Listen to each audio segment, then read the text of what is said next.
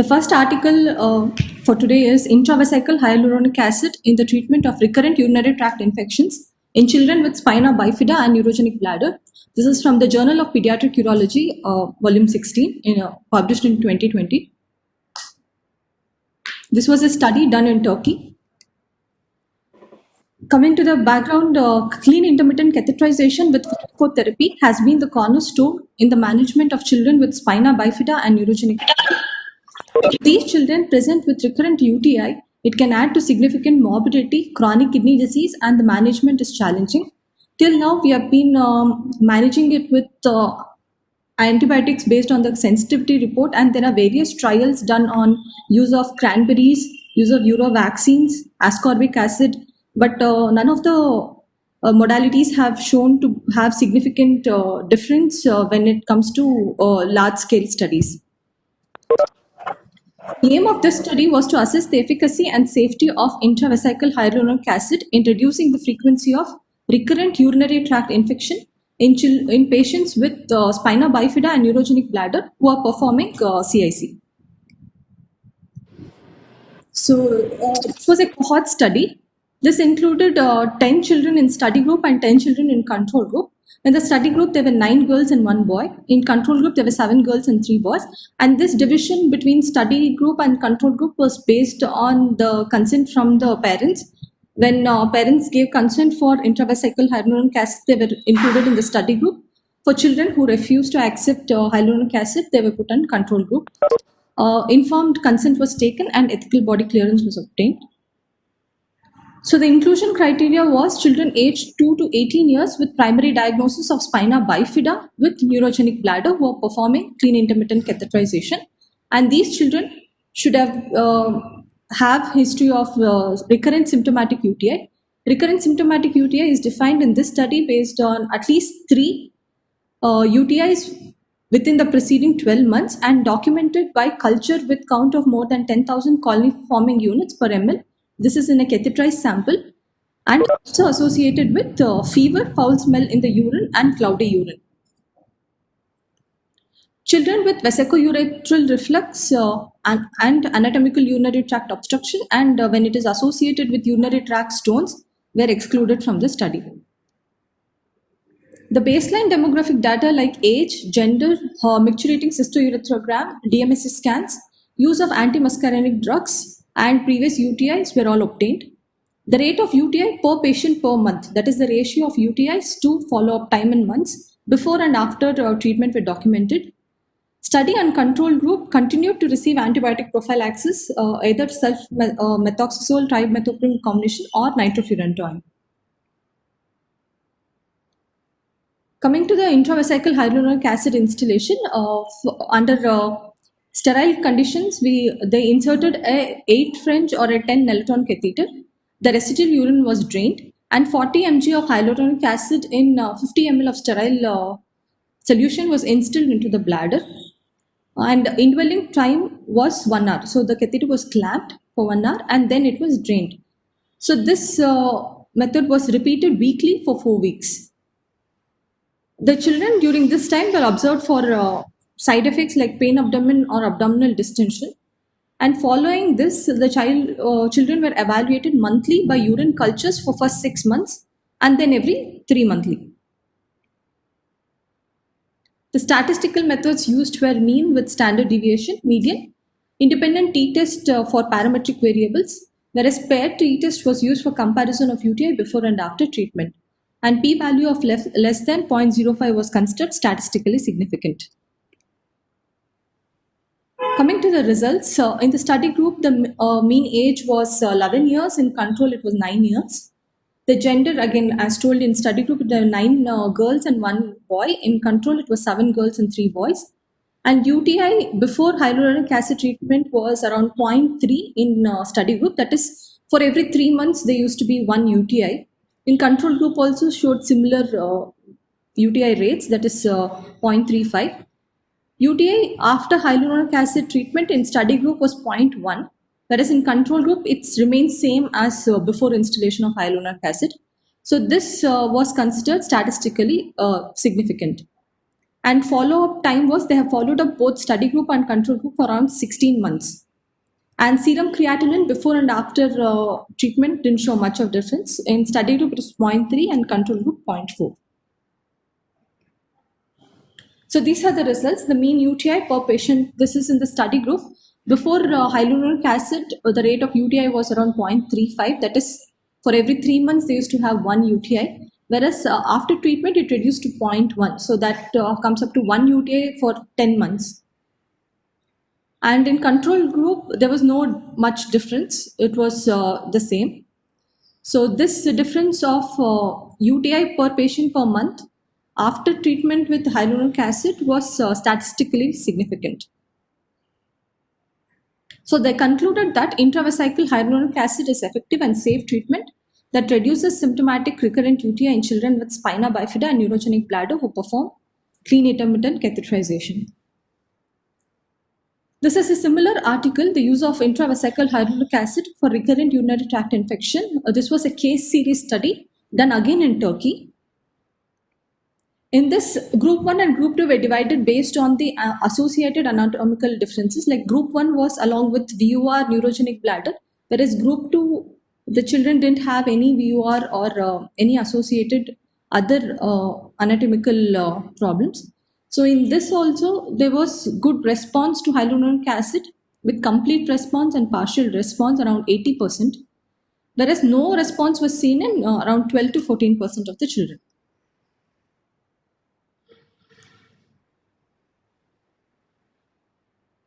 So the plus in the study was, this was an attempt to study the efficacy of hyaluronic acid in pediatric population, because hyaluronic acid intravesical use has been studied in, first it was tried on animal studies on rats and shown to be effective in cases of cystitis.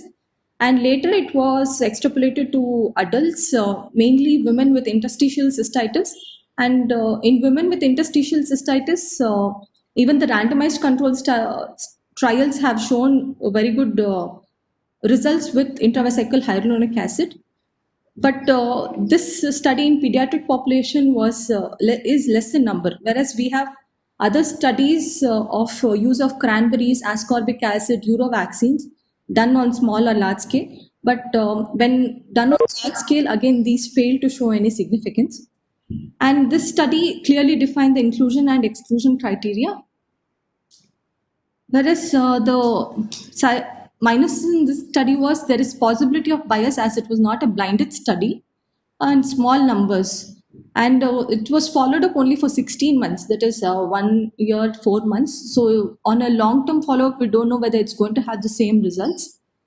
And side effect profile of hyaluronic acid in pediatric population was not elaborately given, and it was not a randomized trial. So, because intravesical hyaluronic acid has shown promising results in children in women with interstitial cystitis, its use in pediatric population need to be explored. So, when we have, I think, children with neurogenic bladder who are on CIC with recurrent UTI, and we have exhausted all the other modalities, I think we can give a trial on intravesical hyaluronic acid.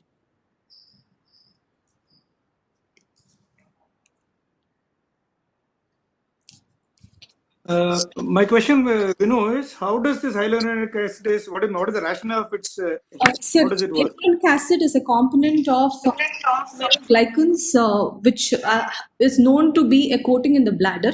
So whenever there is depletion of this glycosaminoglycan layer, it increases the bacterial adhesion. So this is the basis. So when we give hyaluronic acid in our tried hyaluronic acid and chondroitin sulfate combinations also, it forms a layer so that the bacterial adhesion is actually reduced. So this is more important in bacteria which strives in a biofilm like E. coli and Staphylococcus species, Streptococcus species, and Pseudomonas. Whereas other species like Klebsiella or Proteus, we don't know its efficacy. Okay, so this is what I will attempt. Narendra, what is your suggestions? Sir, I think there are a lot of studies, especially in the post women and postcoital UTIs. There are a lot of randomized studies which are told that the combination of hyaluronic acid plus the condroitin sulfate is very, very effective. Individually, it's less effective, but combination is very effective. But there are no studies in pediatrics to show that it is there. But I think this study is definitely it's not very expensive. Also, the hyaluronic acid, it costs around 300 to 400 rupees. I think it may be useful in especially in patients, subset of patients what we care for, like neurogenic bladders and any other those patients who are in CAC. Most of them they have some amount of UTI, they have some amount of reflux which is not corrected, and the morbidity of these patients is long term, like more 30 to 40% of them will end up in CRF and UTI complications and stone, and also malignancy. For a malignancy, stone and CRF, the starting point is UTI. So I think if you address the UTI, I think significantly this group of patients will be benefited, I feel. Okay, good idea. So can we actually try this out with us only? Sure. Yeah, I think we should do that also. A good idea. Can I go on with Raju Saji, Shrimurthy sir, I've seen him joining. Yeah. He's in it. Can I have a comment, please? Yeah, Yep. please, sir. Vinay, is it this glycoaminoglycan or GAG is same as glycocalyx? Pardon, sir? This component or the layer which is a protective layer, is it GAG, glycoaminoglycan? Yes, sir. Aminoglycans. Is it same as glycocalyx? I don't know, sir. I'll find it. Okay. With the permission of moderator, can I just a bit deviation but similar application and very important for us if I can speak on that? Yes, sir. Yes, sir. The reason I was asking you is while doing this gastric pull-up transhyatally, there used to be problem in the earlier cases of mine, particularly cardiopulmonary, plethoric state, and all. And I went into the details of physiology of this, how it differs from other surgical conditions, where we do say like TO fistula, we do limited mediastinal surgery, whereas this one is a very different, extensive two components, body compartment tackling type of surgery. So, while reading, I came across that when you do this study, there are two things which happen. We do mediastinal dissection and disrupt the network of capillaries and lymphatics. That is one. And secondly, more important is setting up of a inflammatory response, SIR. So, this results into leaky capillaries into the mediastinum, lung, heart, GI tract, and all other places. So, if you see these patients in the post-operative period, say after 24 hours, you will all see them plethoric. The face is swollen. Overall weight has increased from say 700 grams to 1.5 kg, and this would lead to a lot of cardiopulmonary issues like dysarrhythmias, atelectasis, stiff lung, and requirement of ventilator, etc. So when I studied this from various books and connected all dots, I found out that these leaky capillaries because of these inflammatory response and mechanical disruption. If you can stabilize that, the post-operative or peri-operative complications of cardiopulmonary disturbances are drastically brought down, and one can reduce or in fact one can extubate these patients on table. A great boon as far as complications are concerned and economics is concerned. Therefore, I have tried this, and there are only two drugs which help stabilize this glycocalyx. It is not absent there, but it is because of inflammatory response, it is disturbed and it becomes leaky. In urology, it is absent there in these children, therefore you are adding it. That is the difference which I have noted. So you give these children hydrocortisone. Surgeons will usually not use steroids in the post-operative period because of anastomosis, etc. So if you give hydrocortisone to these children for 48 hours, and this will help in stabilizing that glycocalyx subsequent problem. I am noting very excellent results. So I have created one very operative management protocol of this, and almost 80% of them I am extubating on table.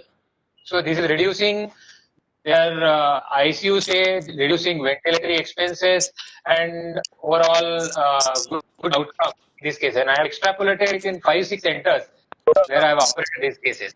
So I just wanted to, sorry for a deviation from the topic, but then I think there is an area we should focus on this type of protective material. So Rajesh sir, so you're telling about the glycoproteins in general across the mediastinum and stomach, or is the line of the stomach? Where is working, sir? The steroids and steroids are working in stabilizing these glycocalyx, which is there in the endothelium. okay, glyco. Endothelium. Okay, sir. Okay. Which becomes as a result of systemic inflammatory response or mechanical disruption of lymphatics and capillaries. Yes, sir. So I found that there is a lot of physiological explanation for this, and which I noticed in the postoperative period. And therefore, I have made one protocol which is really giving very encouraging results. I am writing a paper on this, which will come shortly, and I have discussed with so many people. They say it's a very logical approach and can be done. So I just was inquisitive about, is it same that the GAD is same with glycocalyx? No, this is glycon. It's basically like a protective layer in the urothelium, which will get deep time, and then by adding this hyaluronic acid, chondroitin sulfate, it will be replenishing that layer, so it will sort of prevent the UTIs. Yeah. Right. Thanks for the Thank you. allowing me to deviate from the main topic. Thank you very much. You can share your protocol to us also. So we also feel the same thing, but we have usually managed by decreasing the fluid management by 75%. But we're not. Yeah, one of them is fluid, and this important aspect is also there. I mean, it's a separate topic and area we can discuss subsequently. Absolutely, sir. Thank you. Thank you, sir. Can I move? Sir, just from Sri Murthy sir and Ramchandran sir, what is your input for this, sir?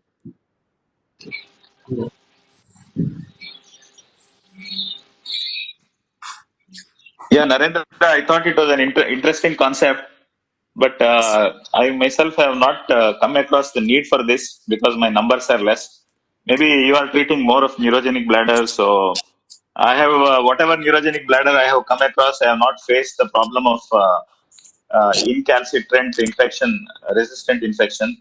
So very often, most of them have come for surgery of Mitrofanov with augmentation and closure of bladder neck and all that. So the patients who are on CIC are very few in my experience. So I think this is very valid for patients who are on CIC, and there I think where they get very difficult UTIs, this may help in managing those patients. Thank you, sir.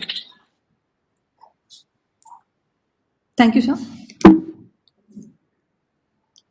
The second journal is Duplex Systems, Top-Down or Bottom-Up Approach. This is by Kine and from Journal of Pediatric Urology, Volume 16. This was a study done in Manchester and Leeds. The management of duplex system, when complicated in the form of ureterocoel reflux or obstruction, remains controversial.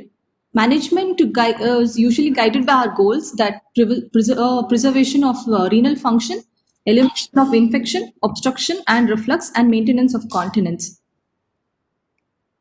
So the objectives of this study was to assess whether a top-down or bottom-up approach results in different likelihoods for further surgery.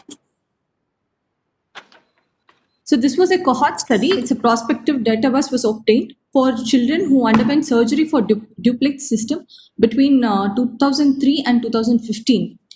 And group 1 underwent top-down approach, is initial intention for upper urinary tract approach, usually hemi-nephrourectomy.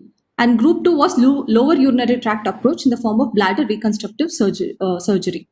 Then this division of group 1 and group 2 was surgeon preference. In this system, before 2009, they used to do an upper urinary tract approach first, and they had an interim results telling that the requirement of second surgery was higher. So after 2009, they moved on to lower urinary tract approach, that is bladder reconstructive surgery. So it was done a different timeline. Ultrasonography, DMSA, cystoscopic assessment, cystogram was done prior to surgery. Indications for initial and subsequent surgery included UTI, VUJ obstruction, incontinence. Endoscopic incision was not performed in asymptomatic uretrocele. The mean age at operation, the length of stay, pathology, the concurrent presence of uretrocele and or dilating VUR, that is more than grade 3 reflux, and requirement for further surgical intervention were recorded. The primary outcome was the need for second surgery. And follow-up was by ultrasonography 6 weeks postoperatively, and then 6 monthly, and then yearly for 3 years. Annually, before recording, proteinuria was assessed for 3 years. Postoperatively, only symptomatic patients had a repeat cystogram and a DMSA.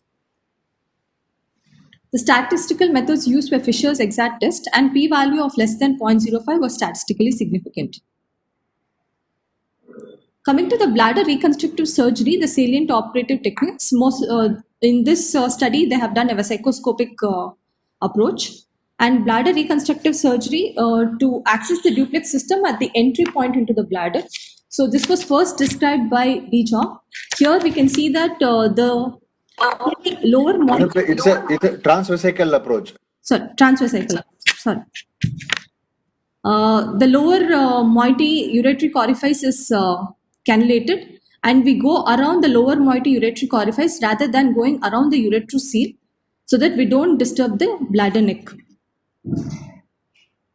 And then the lower, when we come across the common sheath, it is slooped, and then dissection is continued until we find the common sheath. And the uretrocele, we do they did a subtotal excision, leaving behind part of the uretrocele very close to the bladder neck. Thus, they didn't disturb the uretrocele, which is adherent to the bladder neck.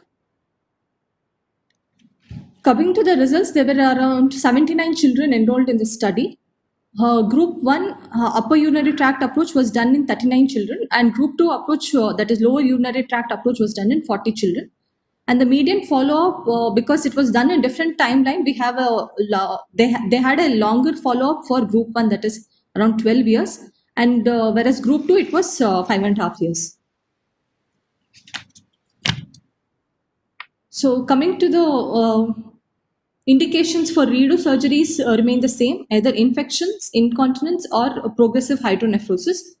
So in group 1, they had stump infections 2 numbers, reflux to ipsilateral lower moiety 2, and uretrocele dilatation 4, for which surgery was required. So the rate of redo surgery was 21% in cases where top-down approach was done. Whereas in bladder reconstructive surgery, they had 2 redo surgeries, one for reflux and one for VUJ stenosis. That is around 5%. So the redo surgery rates of 21% and 5% was statistically significant. Coming to the subdivisions, if we see, when there was no dilating reflux or no uretrocele, children who were managed with top-down approach, that is heminephrectomy, usually did not require any further surgical intervention. Whereas when there was a dilating reflux alone, there was 12.5% rates of redo surgery. When uretrocele was associated with dilating reflux, these rates were very high, that around 75%. So whenever duplex system is actually associated with uretrocele and reflux both, the rates of redo surgery is higher when we go for top-down approach. Similarly, in bladder reconstructive surgery, the redo surgery was done for, again, uretrocele with reflux. So follow-up time. So what they addressed is uretrocele, intravesical or extravesical. Usually intravesical uretrocele in previous studies have shown that when it's transurethral incision would be sufficient except for the reflux that it causes. whereas extravesical uretrocele usually requires reimplantation or reconstructive surgery. And the role of transurethral incision in duplex system, according to this study, they told that it can be used only as an interim surgery when it is associated with infections to decompress the infected system, but later on requires definitive surgery. So there's a study similarly, bladder surgery as first-line treatment of complete duplex system complicated with uretrocele, again published in Journal of Pediatric Urology in 2007. In this study, again, intravesical uretrocele alone, the initial treatment of transurethral incision was actually successful, whereas when it is associated with extravesical uretrocele and reflux, they usually require a redo surgery. Transurethral incision alone would not be sufficient. And this is the interim results by the same authors, that is partial nephrouretectomy in a duplex system in children, need for additional procedures. In this, they divided into two groups, group 1 and group 2. Group 1 is along with uretrocele, group 2 is no uretrocele. And again in group 1, it was divided into with reflux and without reflux. So the rates of redo surgery with reflux was very higher. That is, they require around 100%. Whereas uretrocele alone without reflux, 89%, 2 children underwent redo surgery.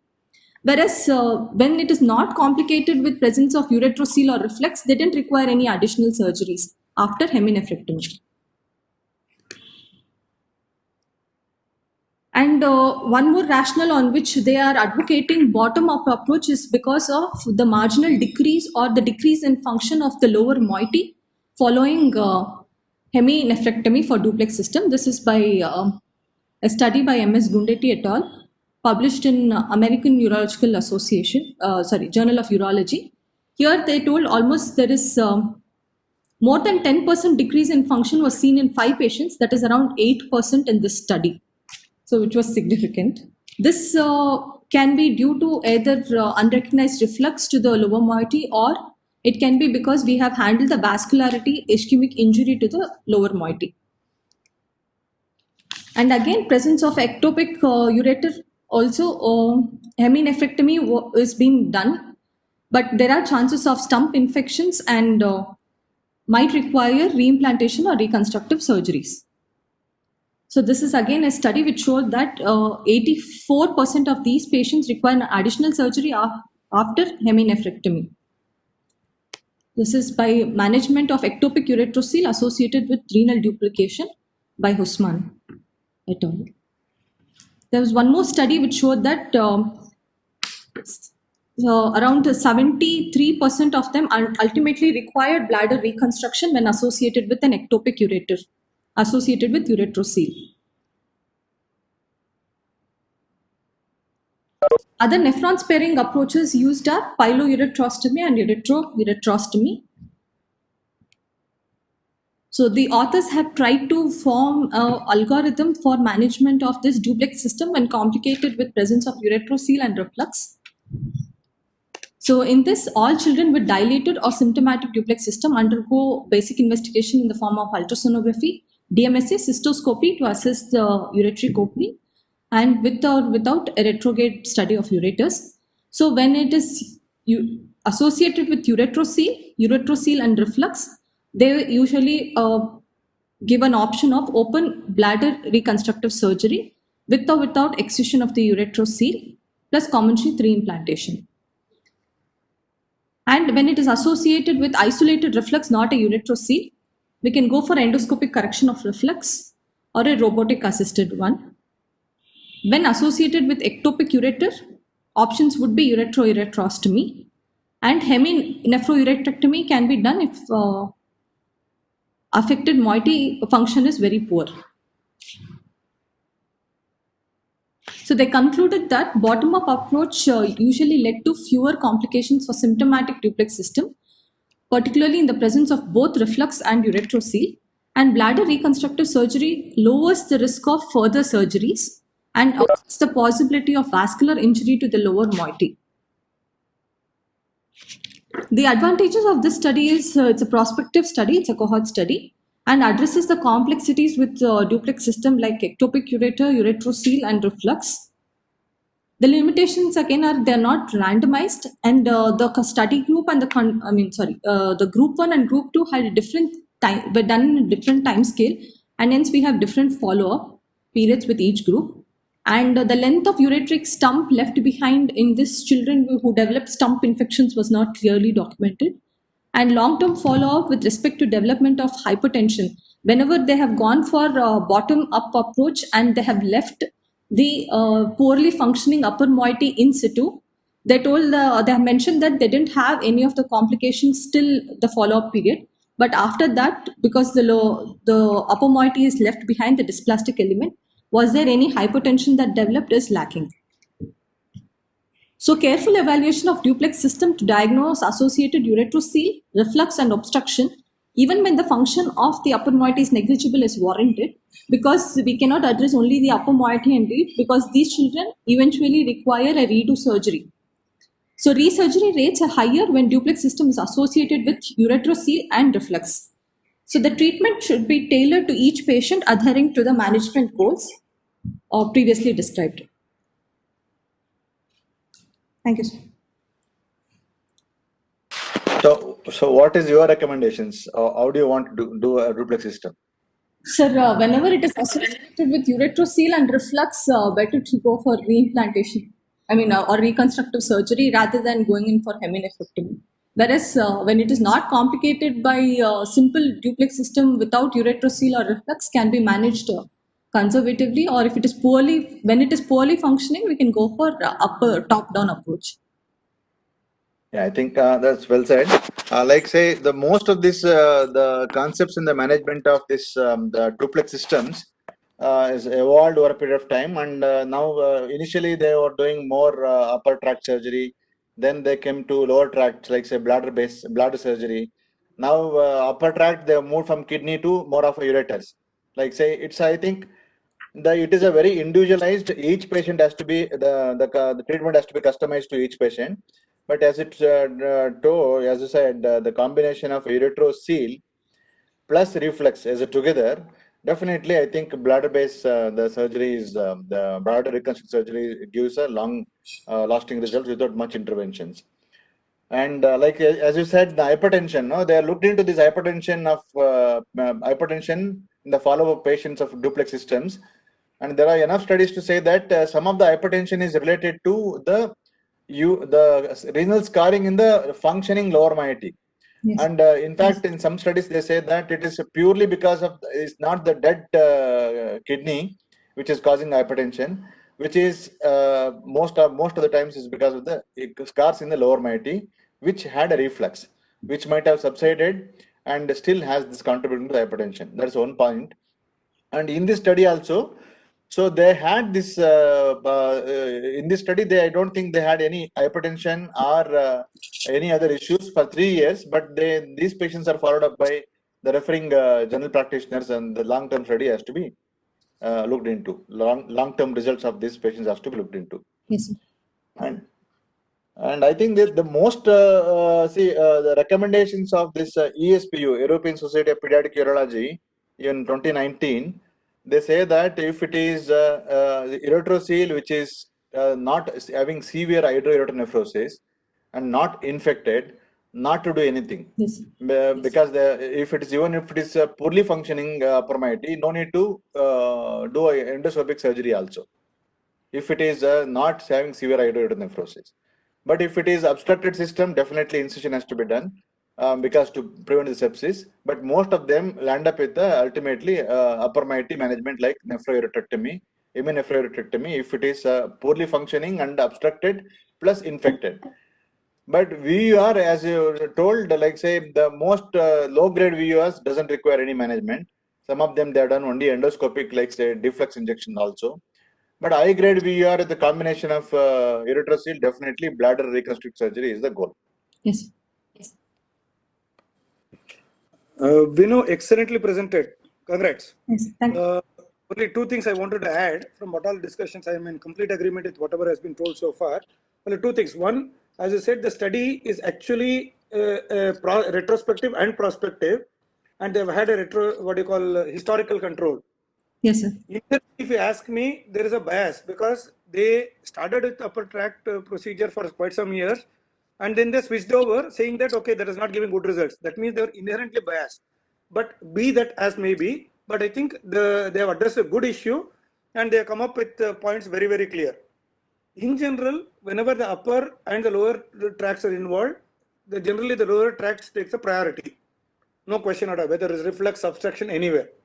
Only one thing I wanted to add about ureterocele was, especially in a newborn child, whatever may be the function, I prefer to incise the ureterocele and wait. If there is reflux, manage the reflux conservatively, reassess the baby. When the child is old enough, then reassess the reflux as well as the function. If the function is well preserved or at least acceptable function, then we'll aggressively manage the lower moiety, the lower end for reflux or whatever. In case the function is negligible, I would be happy to do heminephrourectomy and leave it at that. That will be all right. But however, if there's a reflux plus a preservable function, yes, we'll have to go all the way out to reimplant or deflux based on the degree of reflux. Otherwise, I completely agree with whatever has been told. Ramchandra sir, Srimati and Raju.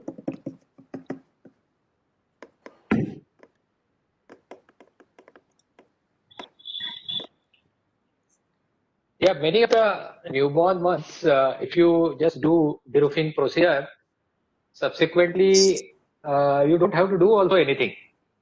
And yes, of course, what is most important is a long-term follow-up also. Yes. So And maybe patients where have just done ureteral incision and they're just following up infection, nothing. They have a low-grade reflux but no infections, doing very well. I'm following them up. yeah, very, very. My experience is also similar.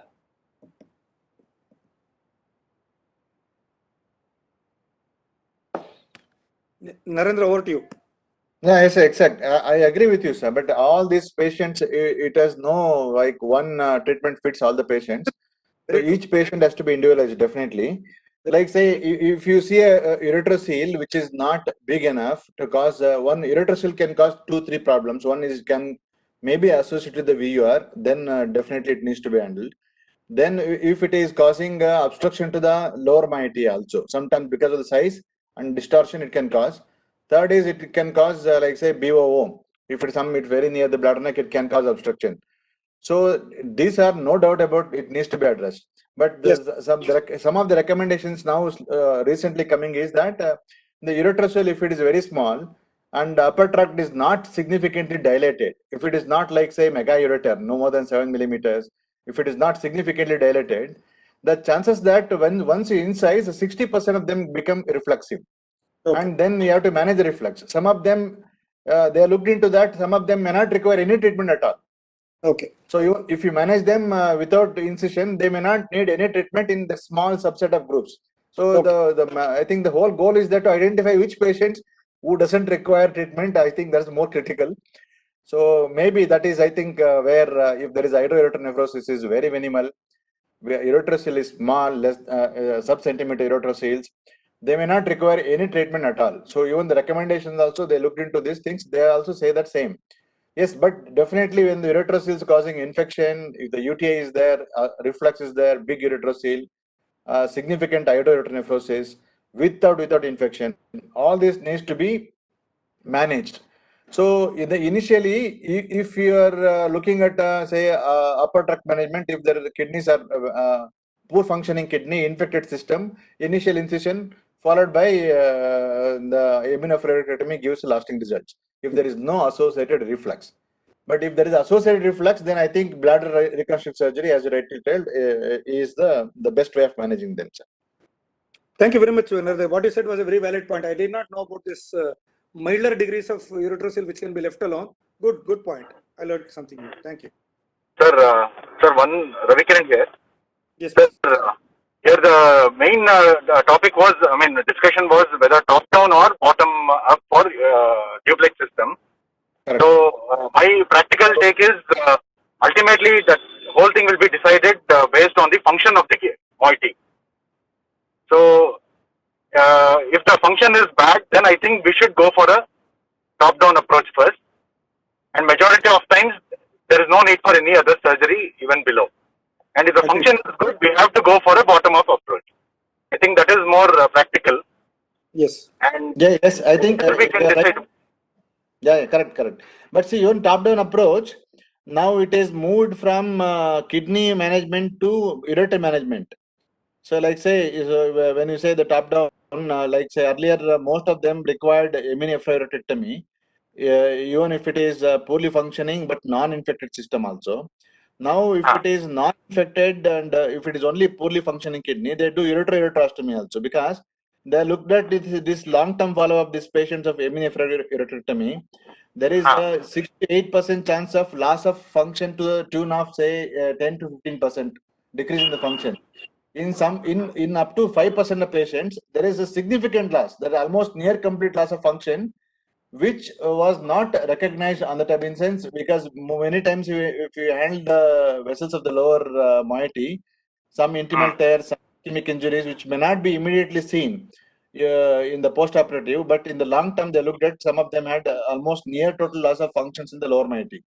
So looking at that, what you gain is when you do especially ectopic ureteric opening for a patients with ectopic ureteric opening, upper moiety. If you do mini-nephrectomy, they had sometimes some stump issues also. Considering all those things, doing a ureterostomy gives the same advantage as nephroureterectomy if the system is not infected. Okay. So that's they are moving down from truly nephroureterectomy to the like say management of the ureters. So even the ureters can be done in the newborns also. So even the nephrectomy may be not a good idea in the newborns, but newborns, even UU can be done in newborns also. Like the whole the treatment the concepts is shifting from top to, even though it's a top approach, it's coming to the ureters. You upper tract approach only, but it's coming from kidney to ureter.